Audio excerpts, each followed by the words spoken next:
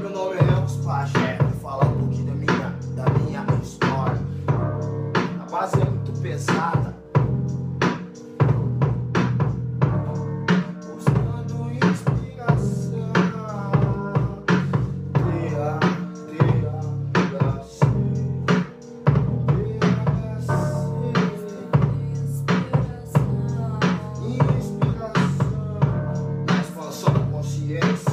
Na expansão da consciência, eu aprendi, já fui muito perdido. Eu já andei do lado do excluído.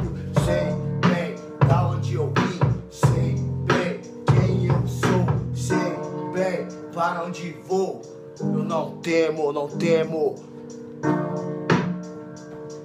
É isso mesmo, meu parceiro tá fumando baseado, mas eu sei que ele vai estar sempre do meu lado. Tem que ser assim, porque eu sou do jeito que eu vou ser, sempre assim com amor. Eu vou chegando junto, tudo na melhor. Eu vou tentar fazer tudo meu suor. Vou evoluir espiritual e também o meu mental. Pode Sei lá crer. o que eu estou falando, só sei que eu quero, tô com saudade. Mas eu sei que você não tá blefando, porque já sofreu demais, você já sofreu demais, eu também já sofri demais. Eu sei como é que a rua é suja. Tava lá em São Tomé, perdida, jogado com os malandrão, pagando de micróbio, cheio de bactéria, querendo contaminar, te enganar pra te arrastar e transformar numa escrava da adicção. Então, eu Eles fui na falam meio que- da mata. Fala aí.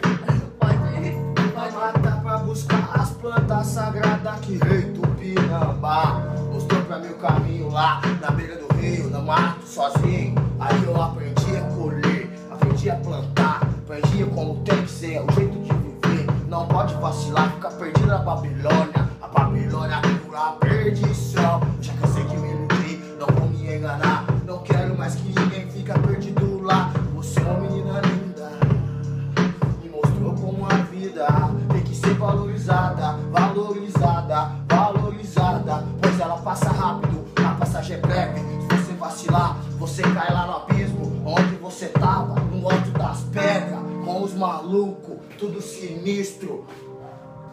Pesado demais. isso mesmo.